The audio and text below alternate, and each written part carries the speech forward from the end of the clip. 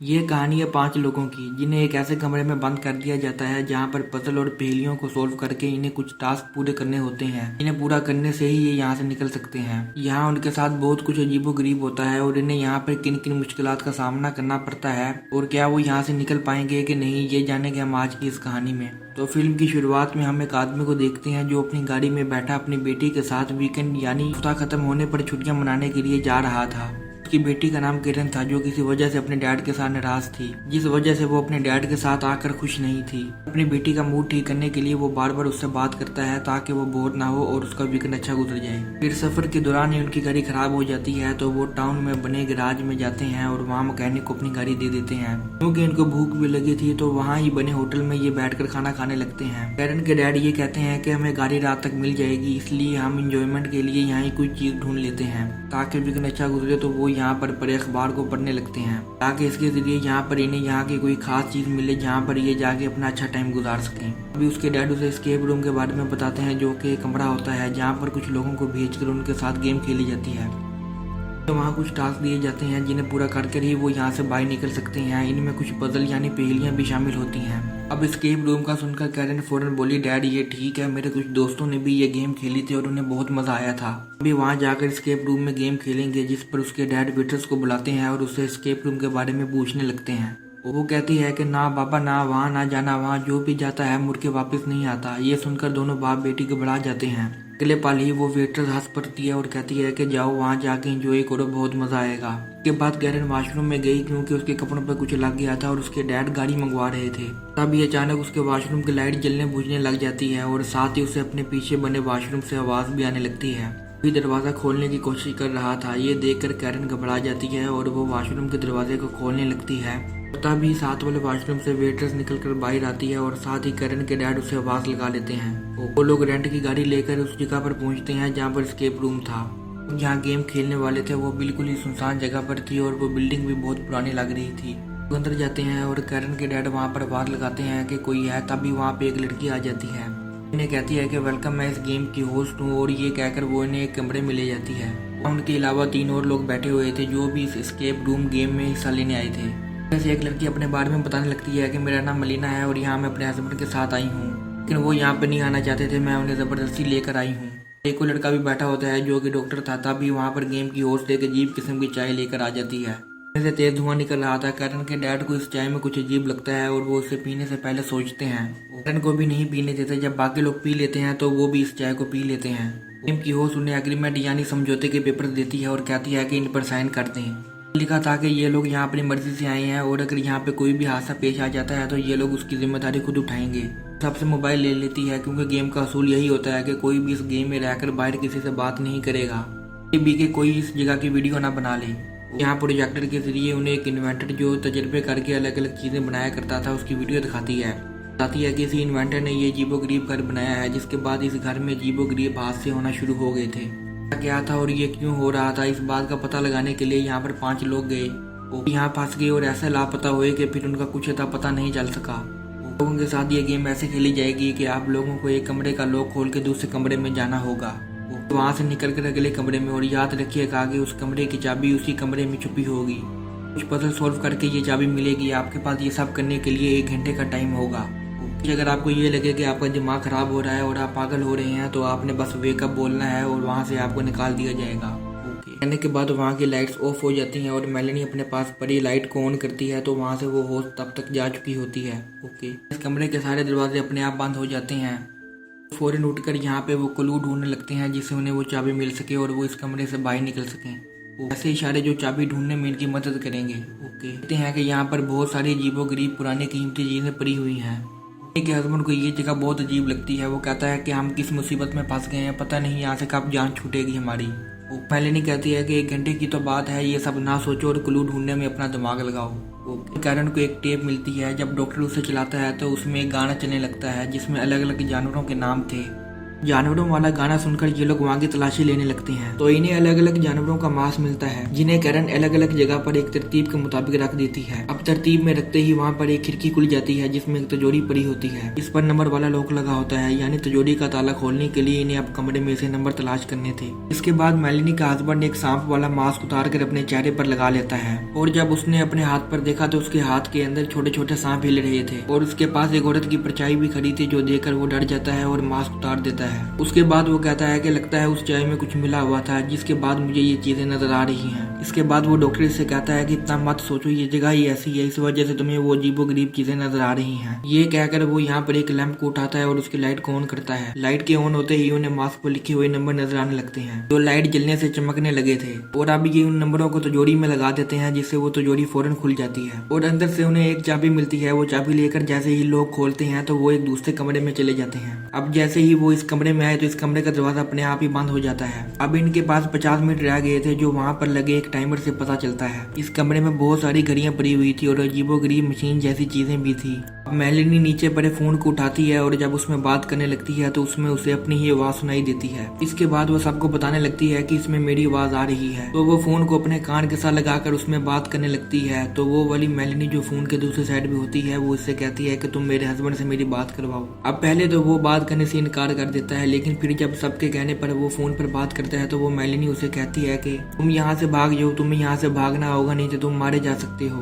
अब ये सुनकर उसने जैसे फोन हटाया तो वो देखता है कि रिसीवर पर छोटे छोटे कीड़े फिर रहे हैं, जो कि उसके कान में घुस गए थे, क्योंकि उसके कान से खून निकल रहा था। वो ये देखकर बहुत डर जाता है और कहता है कि अब ये अजीबोगरीब चीजें मुझसे बर्दाश्त नहीं होती, मैं ये गेम छोड़कर जा रहा हूँ। हालांकि बाकी लोग इसे समझाते हैं कि ये सब चीजें हमें आजमाने के लिए और हमें गुमराह करने के लिए हैं, लेकिन वो कहता है कि तुम सब पागल हो, तुम ये गेम खेलो, मैं यहाँ से जा रहा हूँ। ये कहकर उसने दरवाजे पर दस्तक दी और जोर जोर से वेकअप कहना शुरू कर दिया। ऐसा कहने पर वो दरवाजा अचानक से खुलता है और उसे वहाँ से बाहर निकाल दिया जाता है। उसके बाद वो दरवाजा फौरन बंद हो जाता है। उसके बाद वो डॉक्टर भी कहता है कि हमें भी यहाँ से चले जाना चाहिए, क्योंकि ये जगह बहुत ही अजीब है और मुझे ठीक नहीं लग रही। इसके बाद मेलिनी कहती है कि हमारा घर जा रहा है, हम तो सिर्फ गेम खेल रहे हैं ना, गेम खत्म होते ही यहाँ से चले जाएंगे। अब कैरन के डैड को यहाँ पर एक टाइपराइटर पड़ा हुआ नजर आता है, जिसके बारे में वो बाकियों को भी बताता है। ये पुराने वक्त की लिखने वाली मशीन थी और अब इन्हें यहाँ पे क्या लिखना था वो ये नहीं जानते थे। तब भी कैरन नोटिस करती है कि वहाँ पर एक घड़ी पड़ी हुई है जिस पर टाइम रुका हुआ है और उस पर 10:12 बजे हुए हैं। अब ये लोग वहाँ पर रेडियो में 1012 की फ्रीक्वेंसी सिग्नल को सेट करते हैं, यानी घड़ी के मुताबिक 10:12। यहाँ उन्हें एक बूढ़े आदमी की आवाज आती है जो इंग्लिश में कुछ बोल रहा होता है। कैरन के डैड वो सारा कुछ टाइपराइटर की मदद से लिख लेते हैं। वो उन अल्फाज को एक लाइन में लिखते जाते हैं, जिसका मतलब 11:55 था। अब ये टाइम कैरन वहाँ पर ही घड़ी में सेट करती है 11:55, यानी 12 बजने से 5 मिनट पहले। ऐसा करते ही उनकी ये पहली हाल हो जाती है और उन्हें चाबी मिल जाती है और वो इस चाबी की मदद से दरवाजों को खोलने की कोशिश करते हैं। उसके बाद दरवाजा तो नहीं खुलता, लेकिन वहाँ पर एक अलमारी पड़ी होती है जिसका लॉक खुल जाता है, जिसमें बहुत पुराने कपड़े भी पड़े होते हैं और बहुत गंदी बदबू भी आने लगती है। अभी कैरन उस जगह को चेक करने लगती है तो उसका हाथ कोई पीछे से पकड़ लेता है। वो ये देखने के लिए पीछे मुड़ती है तो वो देखती है कि ये कोई और नहीं बल्कि गेम की होस्ट है, जिसकी हालत बहुत बुरी है। किसी ने उसके पेट में चाकू मारकर उसे यहीं मरने के लिए छोड़ दिया था। उसके खून निकल रहा था। वो इन्हें कहती है कि वो इन्वेंटर यहाँ पे घुस आया है जो कि कुछ भी कर सकता है। इसीलिए वो कहती है कि अब तुम मिस्ट्री की को ढूंढो, यानी आखिरी चाबी को ढूंढो और यहाँ से निकल जाओ, और यही तुम्हारे लिए बेहतर है, वरना तुम लोगों के साथ बहुत बुरा होगा। और उसकी बात खत्म होते ही ये दरवाजा खुद ही बंद हो जाता है और सब लोग इसकी बात से घबरा जाते हैं। और मेलिनी ने कहती है कि इस सबको सीरियस मत लो, वो बस एक्टिंग कर रही थी, ये भी हमारी गेम का हिस्सा है। वैसे मान गए वो क्या एक्टिंग कर रही थी। पर कैरन के डैड गुस्सा हो जाते हैं और उसे समझाने लगते हैं कि वो एक्टिंग नहीं कर रही थी बल्कि सच ही लग रहा था। अब बस बहुत हो गया, मैं ये सब यहीं खत्म करने लगा हूँ। ये कहकर वो दरवाजा बजाता है और वेकअप कहना शुरू कर देता है। पर मेलिनी कैरन के डैड को रोकने लगती है, मगर उसका भी ये सब करने का कोई फायदा नहीं होता, क्योंकि वो दरवाजा नहीं खुलता। अब ये लोग सच में यहाँ पे फंस चुके थे। इन्वेंटर इस घर में सच में घुस आया था, जिसने पहले गेम होस्ट पर हमला किया था और उसे मरने के लिए छोड़ दिया था। अब ये लोग भी यहाँ पे समझ जाते हैं कि इस कमरे से बाहर निकलने की कोई चाबी भी नहीं है। यहाँ वो दरवाजे के ऊपर बनी एक छोटी सी जगह जिसे खिड़की के तौर पर बनाया होता है। इन्हें वहाँ से जाने के अलावा कोई और रास्ता नहीं नजर आता। वहाँ से बाहर कैरन के अलावा कोई नहीं जा सकता था, क्योंकि वो जगह बहुत ही तंग थी और कैरन बहुत स्मार्ट थी, जिस वजह से वो ही यहाँ से जा सकती थी। लेकिन कैरन के डैड उसे वहाँ पर जाने से मना कर देते हैं, लेकिन फिर सब लोगों की जिद करने की वजह से वो आखिरकार मान जाते हैं। वो अपने डैड और डॉक्टर की मदद से ऊपर चढ़ती है और उस जगह से बाहर निकलकर दूसरी जगह पर सही सलामत चली जाती है। यहाँ पर वो सारे दरवाजे थे जिनको कैरन खोलने की कोशिश करती है लेकिन वो नहीं खुलते। अब तभी कैरन कहती है कि उसने वहाँ पे एक लड़की को गुजरते हुए देखा है जिसकी उसने परछाई देखी थी और वो लड़की उसको अपनी तरफ बुलाती है और अपने पीछे आने का कहती है। तब वो बिना कुछ सोचे समझे उस लड़की का पीछा करने लगती है। कैरन के डैड को उसकी फिक्र हो रही थी, इस वजह से वो दूसरी साइड से उसे बार बार आवाजें लगा रहे थे, पर जब वो जवाब नहीं देती तो वो फिक्रमंद होकर उस दरवाजे को तोड़ने का फैसला करते हैं। वो काफी मजबूत लकड़ी की एक चीज से उस दरवाजे को तोड़ने की कोशिश करते हैं मगर वो दरवाजा नहीं टूटता। यहाँ के सब दरवाजे ही बहुत मजबूत लकड़ी से बने हुए थे। उधर वो लड़की कैरन को एक अंधेरे कमरे में ले जाती है और जब वहाँ का दरवाजा बंद होता है तो यहाँ का दरवाजा खुल जाता है। यहाँ पर कैरन के डैड, डॉक्टर और मेलन बंद थे। इसका मतलब ये है कि ये कमरे एक दूसरे के साथ जुड़े हुए हैं, एक दरवाजा बंद होगा तो दूसरा दरवाजा खुद ही खुल जाएगा। उधर वो लड़की कैरन को लगातार अपने पीछे आने का कहती है और कैरन रोते रोते आगे बढ़ रही थी। फिर वो एक काफी अजीब जगह जो यहाँ की एक पुरानी लैब थी वहाँ पहुंच जाती है। यहाँ कैरन को एक आवाज आती है जो इसे कहती है कि मास्टर की को ढूंढो। अब कैरन यहाँ आकर आसपास की सब चीजों को देखने लगती है जो एक्सपेरिमेंट के लिए रखी हुई थी। यहाँ कैरन को एक लाश दिखती है जिस पर कपड़ा डाला हुआ था, उसे यहाँ एक्सपेरिमेंट के लिए रखा हुआ था। अब जब कैरन उस लाश के कपड़े को हटाती है तो उसकी बुरी शक्ल देखकर वो बहुत डर जाती है और जोर से चीख मारती है। अब वो लोग बाहर आकर कैरन को ढूंढने लगती हैं लेकिन ये जगह किसी भूत बलिए से कम नहीं थी और ये लगातार आगे बढ़ रहे थे। उधर कैरन के पास से वो लाश अचानक गायब हो जाती है और अब जब वो दूसरे कमरे में आई तो वहाँ पर एक स्केलेटन ढांचा पड़ा हुआ था और उस स्केलेटन से काफी डरावनी आवाज आ रही थी, जैसे कोई गुड़ा रहा हो, कोई डरावना आदमी हो। ये वो डरते हुए आगे एक और कमरे में चली जाती है और पिछले कमरे के दरवाजे को बंद कर देती है कि अगर कोई यहाँ पे है तो वो अंदर ना आ जाए। और अब जो बाहर आवाज निकाल रहा था वो जोर जोर से दरवाजे को पीटने लगता है। अब डर के मारे कि कहीं वो अंदर ना आ जाए, इस वजह से वो एक दीवार में बनी छोटी सी जगह में जाकर छुप जाती है जहाँ पर लाशों को रखा हुआ था और तभी वो डरावना आदमी वहाँ अंदर आ जाता है। वो तीनों भी जहाँ पे खड़े हुए थे वहाँ के ही कमरे का दरवाजा खुल जाता है जिसके अंदर ये लोग जाते हैं और अंदर जाते ही ये दरवाजा जोर से बंद हो जाता है। वहाँ पर एक प्रोजेक्टर भी चल रहा होता है और वहाँ उन्हें एक टाइमर से पता चलता है कि इनके पास अब 35 मिनट बच गए हैं, यानी कि गेम अभी भी चल रही थी। और कैरन के डैड प्रोजेक्टर को बंद कर देते हैं टाइमर को रोकने के लिए। वो कहते हैं कि मुझे कोई गेम वेम नहीं खेलनी क्योंकि मेरी बेटी यहाँ पर गुम गई है। अब कैरन के लिए दो खतरे थे, एक तो ये कि वो जहाँ छुपी हुई थी इसके साथ लाश पड़ी हुई थी और तब तक वो डरावना आदमी भी अंदर आ गया था और ये लाश भी जिंदा होने लगती है, इस वजह से ये हिलने लगती है। अपनी जान को खतरे में देखकर कैरन डरने लगती है और घबराने लगती है जिस वजह से इसकी तबीयत भी खराब होने लगती है। डॉक्टर को नंबर वाला बॉक्स मिलता है जिसका मतलब ये होता है कि इस बॉक्स को खोलने के लिए इन्हें अब इस कमरे में नंबर को तलाश करना पड़ेगा। इस जगह को जब कैरन के डैड चेक कर रहे थे तो वो इस कमरे में बने दूसरे कमरे में आ जाते हैं। इस बीच में हम उनके पीछे से एक परछाई को गुजरते हुए देखते हैं जिन्हें वो नहीं देखते। कैरन देखती है कि लाश में जान आ गई है और धीरे धीरे उसका हाथ कैरन की तरफ बढ़ रहा है, इसलिए वो अपनी जान की दुआएं मांगने लगती है और हल्की हल्की आवाज में बचाओ बचाओ कहने लगती है। डॉक्टर सोच रहा था कि बॉक्स वाले लोग के नंबर हमें कहाँ मिलेंगे, तभी अचानक डॉक्टर का दिमाग काम करता है और वो सोचता है कि जब हम यहाँ कमरे में आए थे तो पंखे के ऊपर कुछ नंबर लिखे हुए थे, हो सकता है कि वही लोग के नंबर हों। इसलिए अब वो प्रोजेक्टर की रोशनी को पंखे पर मारने का सोचता है ताकि उन नंबर को देख सके, लेकिन वो ऐसा नहीं कर पाता क्योंकि प्रोजेक्टर वहाँ पे फिक्स किया हुआ था,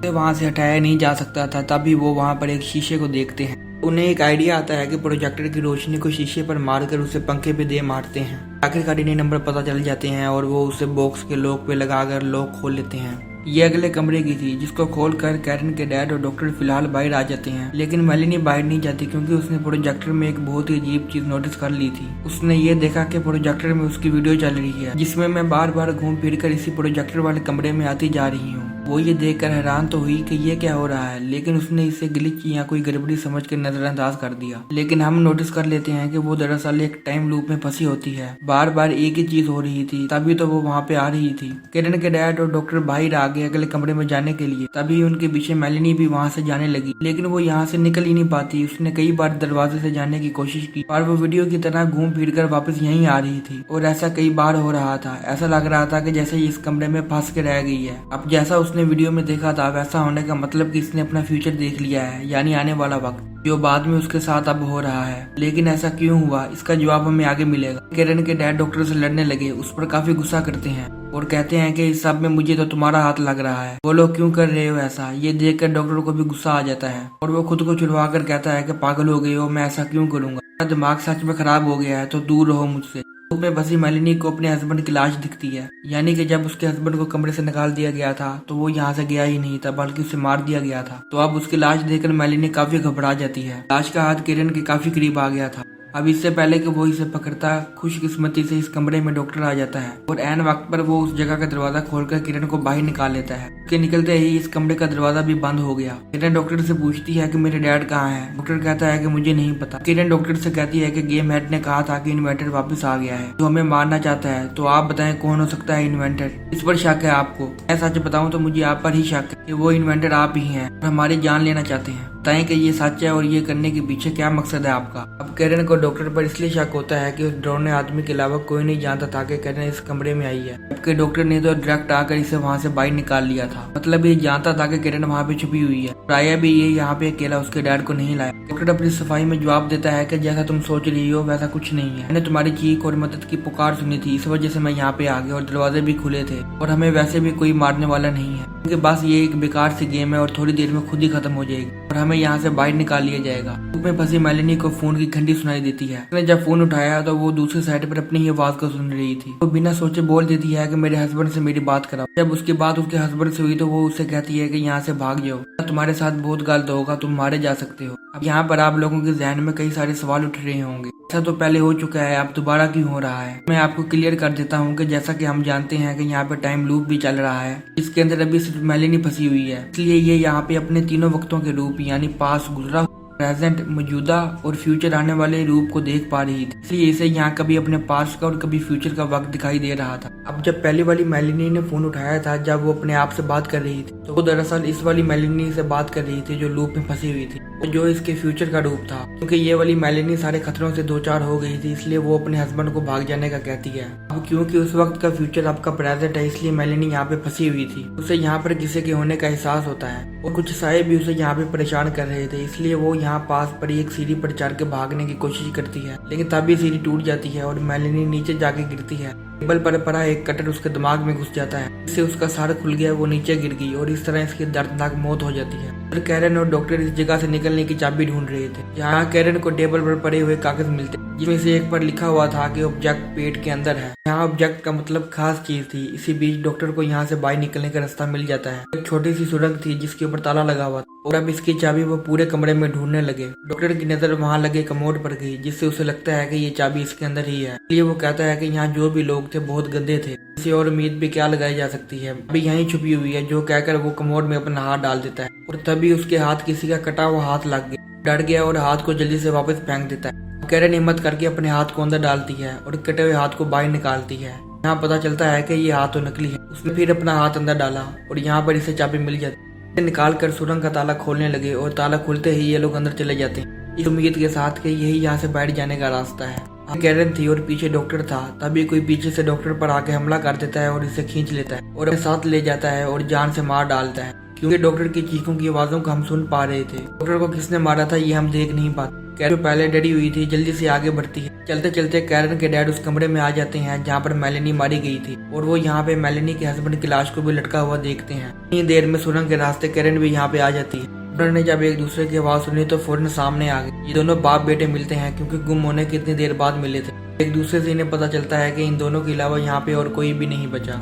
यहाँ पे डर रही थी, उसके डैड उसे अपने गले से लगाकर हौसला देते हैं और कहते हैं कि तुम परेशान ना हो बेटा, मैं तुम्हें यहाँ से सही सलामत बाहर निकालूं। अब कैरन के डैड ये नोटिस करते हैं कि ये कमरा वापस अपनी हालत में आ गया है, यानी बॉक्स को लॉक भी दोबारा लग गया और नंबर वाला पंखा दोबारा चलने लग जाता है और साथ ही टाइमर भी दोबारा शुरू हो गया। क्योंकि अब इन्हें सब चीजें पहले से ही पता थी, तो सबसे पहले कैरन के डैड पंखा बंद करते हैं और उसके नंबर से बॉक्स का ताला खोलकर चाबी निकाल लेते हैं और फिर यहाँ का ताला खोलकर बाहर निकल जाते हैं और अब सबसे पहले वाले कमरे में आ जाते हैं। इसका मतलब साफ था कि इन्हें अब ये सारे पजल फिर से हल करने होंगे और क्योंकि ये सारे पजल जानते थे तो ये पहले वाले पजल को हल करके घड़ियों वाले कमरे में आए और फिर वहाँ की भी पजल को हल करके स्टोर रूम वाले कमरे में आ जाते हैं। तो जहाँ पे इन्होंने देखा कि गेम होस्ट अभी भी यहीं पे बैठी हुई है जख्मी हालत में। उसके कटे हुए पेट को देखकर कैरन को वही बात याद आई जब उसने पेपर पर लिखा पढ़ा था कि ऑब्जेक्ट पेट के अंदर है, यानी कि गेम होस्ट के ही पेट में चाबी हो सकती है।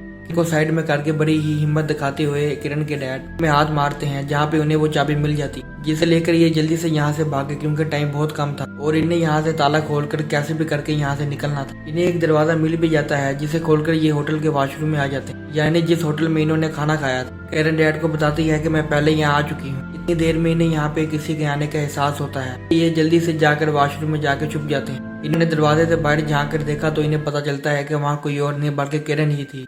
ये वही कुछ कर रही थी जो इसने पहले भी की, यानी अपने कपड़ों पर लगे दाग को साफ कर रही थी। इस बार भी बाहर वाली किरण को शक हो जाता है कि दरवाजे के अंदर कोई है, इसलिए दरवाजा खोलकर वो जैसे अंदर जाने लगी, साथ वाले बाथरूम से वेट्रेस निकलकर बाहर आती है। पहले होने का मतलब ये कि लोग बाहर वाली किरण को इसलिए देख रहे थे क्योंकि ये उसका पास था और बाहर वाली के लिए ये सब कुछ फ्यूचर था जो पहले उसे दिख गया था। पिछली बार की तरह बाहर वाली किरण को उसके डैड आवाज लगा देते हैं तो वो वहां से चली जाती है, जिसके बाद ये दोनों बाप बेटे वहां से निकल कर बाहर आए और कहते हैं कि होटल में सब वैसा ही है जैसे पहले था। होटल से बाहर आने पर करण कहती है कि डैड हमारी गाड़ी ठीक हो गई है, जिसके अंदर ये लोग जल्दी से जाकर बैठ जाते हैं कि डैड चाबी ढूंढने लगे, लेकिन उन्होंने बड़ा चौंका देने वाला सीन देखा कि गाड़ी के दरवाजे पर ताला लगा हो और ऐसे ही कई सारे ताले और लगे हुए थे जो आम नहीं बल्कि बहुत ही अजीब बात थी। यानी ये लोग अभी तक गेम में फंसे हुए हैं। उस घर से तो बाहर निकल आए थे, लेकिन इस टाउन से बाहर निकलने के लिए ना जाने इन्हें कितने पजल सुलझाने थे। हो सकता है कि ये लोग यहाँ से कभी बाहर ना निकल सकें और अच्छा लूप की दुनिया में ही फंसे रहें और फिर मारे जाएं, जैसा कि पहले वाले लोगों के साथ भी हुआ। इसलिए इस फिल्म का नाम नो एस्केप रूम है, यानी कि जो एक बार इस गेम में आ गया वो कभी एस्केप नहीं कर सकता, यानी इससे नहीं निकल सकता। जैसा इनसे पहले 5 लोगों के साथ भी हुआ, वो यहीं मारे गए क्योंकि उस पागल इन्वेंटर की बनाई हुई ये जीप एस्केप गेम और उसके एक्सपेरिमेंट से कोई नहीं बच सकता। यहाँ उसने मरे हुए आदमियों की आत्माओं को भी हर जगह फैलाया हुआ था और खुद उसकी भी आत्मा यहाँ आती थी ताकि वो हमेशा के लिए आत्मा बन के यहीं रह जाएं। मरे हुए लोग उसके अपने ही शिकार होते हैं जिनको उसने एक्सपेरिमेंट